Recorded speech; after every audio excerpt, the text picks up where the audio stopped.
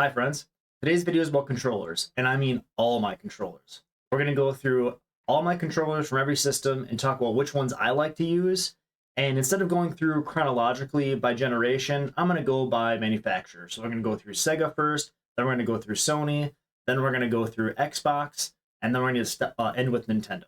So let's get right into it. So from a Sega standpoint, it's going to be hard, so bear with me through this video. It really pays to talk about the Master System and the Genesis together because they use the exact same port.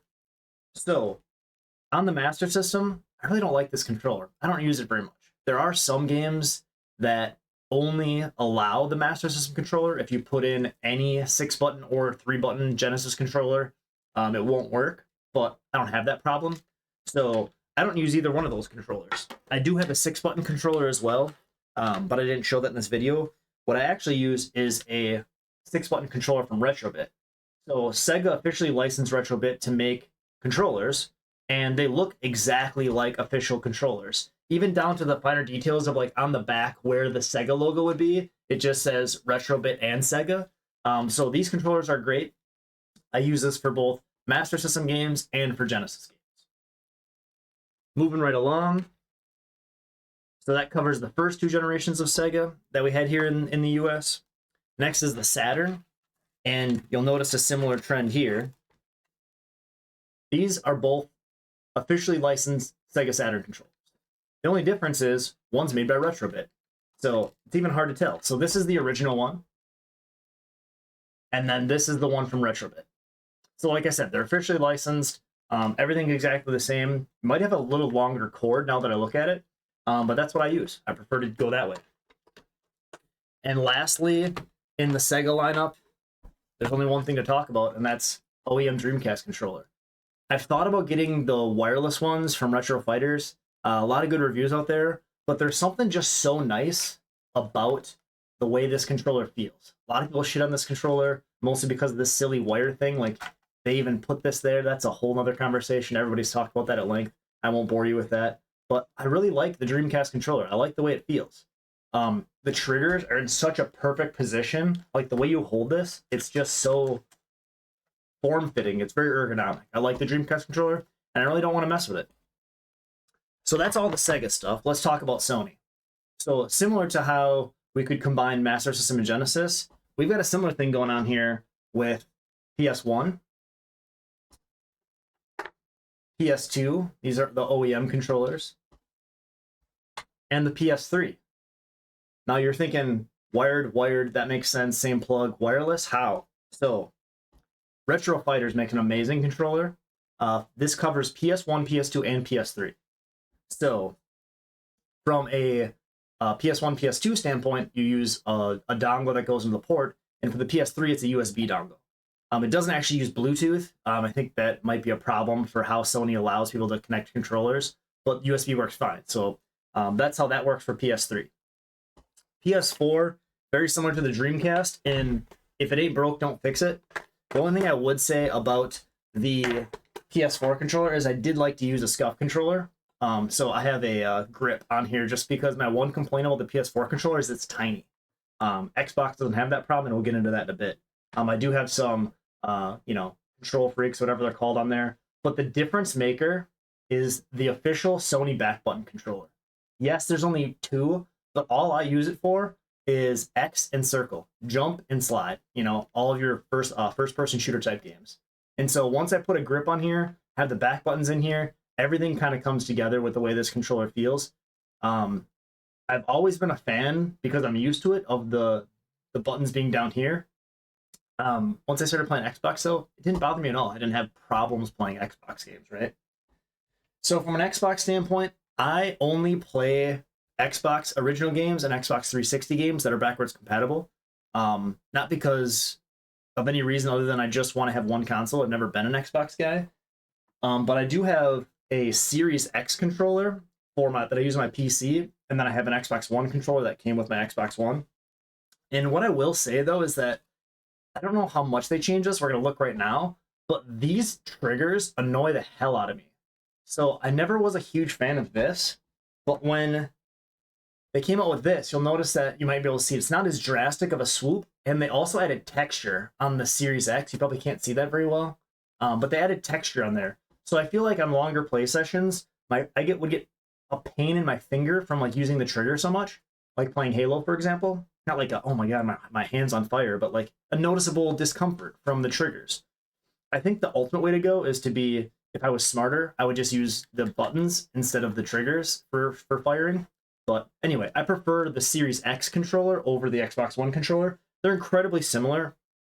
They changed the battery cover, they changed the charging port, I believe, and stuff like that. But other than that, incredibly similar. Yeah, it went from micro to USB-C. So I really only have that to say. They do make some decent third-party controllers. This is a Power A, and the only reason I wanted to bring this up is because it has back buttons built in. So back buttons to me are huge for first-person shooter games, but this is wired. There are other options out there for third-party wireless controllers that have back buttons built in, but they're really expensive and just doesn't matter that much to me. Most of my first-person shooter games I'll play on my PC with my PlayStation controller, or I'll play on my PS4, things like that. So those are the easy ones because there's not as many. There's a ton of Nintendo consoles to talk about. So let's try and get through those. So you've got your original Nintendo controller. My preferred way to play, actually, is, I'm going to say this 8-bit do. Might be 8-bit do. I'm just going to keep saying 8-bit do because Nintendo 8-bit do, that's what makes sense to me in my brain. But basically, I don't really care too much. These are turbo buttons up here. This is your standard buttons. But it's wireless, right? You got a dongle, you're good to go.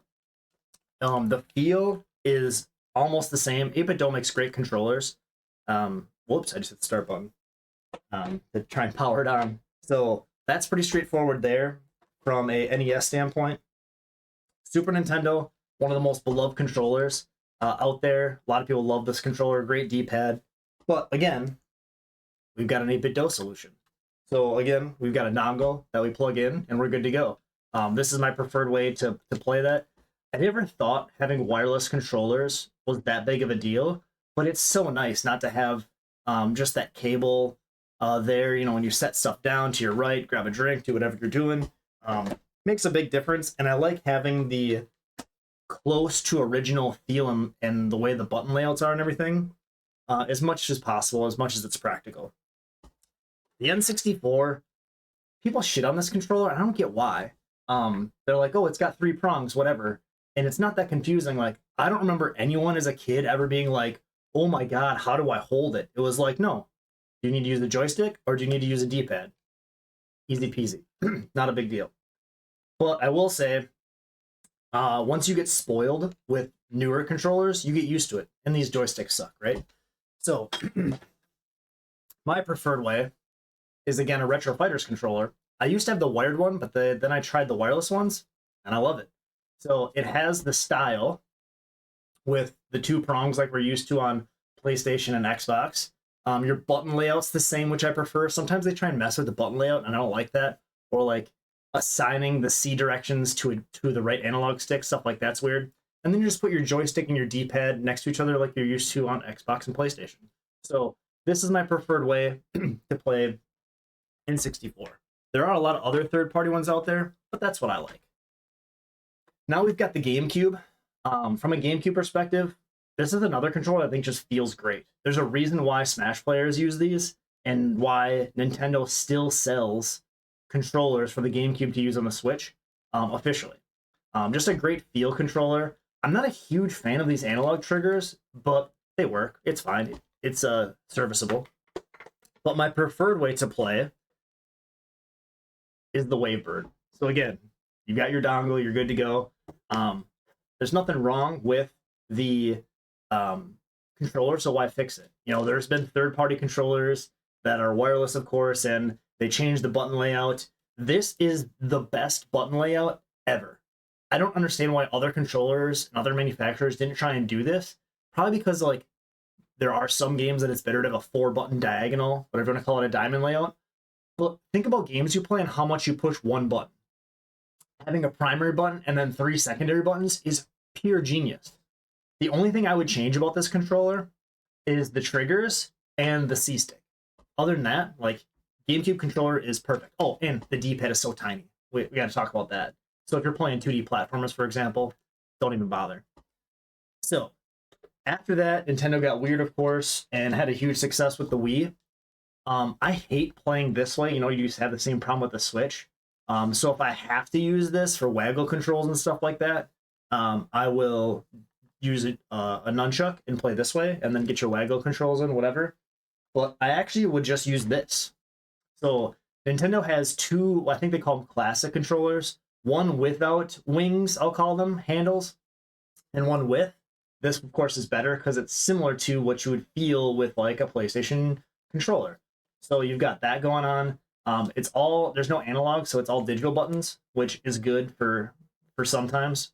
But other than that, great controller. And then if you think it was weird with the Wii, then you go on to the Wii U.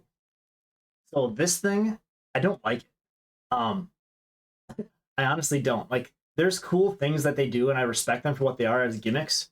But from an immersion standpoint, not a huge fan. Like cool things like in Zombie U, how you can't pause the game to go in your menu, you have to look down, and like zombies are coming at you, blah blah. Like that's cool and all. But even when I played Wind Waker on Wii U instead of GameCube, I played with this. This is just a Pro controller, right? So this is another thing that I'm surprised people haven't picked up on, is the sticks being both up. They did this, I believe, to mimic the Wii U gamepad to not confuse people. Because on the Wii U gamepad, both your sticks are on top and then your buttons are below. But when you're playing things that require a lot of camera look and you're using the right joystick a lot to look around, it's actually nicer on a Wii U Pro controller. So I think it would be cool to see controller companies have all these options. Or like, I would even pay more to custom order controllers. Like say I wanted a PS5 controller, and I could get it with sticks on top, or I could get it with the GameCube button layout with one big button and then the buttons around it. Like just having that, or there's that one controller company that makes the modular things where you can swap them around and everything comes out. That'd be kind of cool to do it that way. But you can dream, right? And then last but not least, we have the Switch. So if you're playing in handheld mode, I hate Joy-Cons in handheld mode. These are the Hori controllers that are there, and they have nice grips on them. They do have programmable back buttons, which I don't really use on Switch games, but it just feels so much nicer in the hand that way. And then what Nintendo gives you out of the box is this, right? This sucks. Ergonomically, it's terrible, but it's serviceable. One thing that is cool if you can find it, though, is they do make these ones that have chargers, so you don't have to, like, take them off here. I basically use this for when I have friends over, and it gives me another controller. What I did is, at first, I went with an 8-bit controller, because this is the Super Nintendo style. It's got the look and feel of it. It's got your PlayStation style joysticks, and I was happy with this for a while. But what I found out is that my biggest complaint is that this is your home button. So your B button is right here, and your home button is right below it. I hit that freaking button all the time. So I got so fed up playing, I think it was was it Pikmin or Mario Wonder? I don't remember what it was. That I gave in, and I got a Switch Pro controller. Now my new problem is the screen. This is take a screenshot, and this is your home button. Some games require you to hit select and start, and I haven't gotten used to this controller yet, so I'm not great at hitting those buttons. Sometimes I'll hit the take a screenshot button on accident, so I'm trying to hit the select button. Like in Pikmin, I've done that a couple times. Just funny. I'll get used to it. But this is a great controller. What I will say about the Switch Pro controller is it's got a nice heft to it. It doesn't feel really light. It doesn't feel too heavy, but it's got like the perfect amount of weight. It's very balanced in the hands. I do like having digital triggers and not analog triggers. I feel like that would be another great option to have. I think, for example, like on the PS5 controller, I don't have one yet, but I think I've seen like it has that slider adjustment, which can give you less. Because some games you don't need, like racing games is a good example. People that play racing games like to have that throttle control. I'm more of an all or nothing on the throttle when I play racing games, but I get the allure. But if you're playing a shooter game, I want to trigger, shoot, shoot, shoot. I don't want to pull in a trigger slowly. That's kind of cool from an immersion standpoint. I could see if you're playing a hunting game, maybe you want to have like your hand out or maybe a bow if you're hunting in a game like that. But digital triggers, especially when you talk about the competitiveness of it, how quickly you can pull that trigger is important versus the extra frames it would be to pull that trigger in all the way. I mean, even on scuff controllers, you could adjust the depth and stuff like that. So that's about all of them. I think I caught everything. I'm looking around all the controllers I had laid out here, and I think I covered them all. Generally speaking, my philosophies are simple. Go wireless when you can, and when you do it, make sure it's a really good controller. The 3 brands that I've used in summary, 8-Bit Do makes great controllers. Retrobit for Sega makes great controllers. I don't like their controllers for other things. Retro Fighters, I only have tried their Defender, which is for the PlayStation, and their Brawler 64 for the 64, and those I like. But some of their other controllers don't look that great, but your mileage may vary. So if you have questions, throw them down below in the comments section. Remember to check my other videos. Check out some collection videos for what I have. So my game room tour videos. We got some other fun videos out there. And also check out my Twitch, Monday, Wednesday, Friday. And I appreciate you guys watching. See you.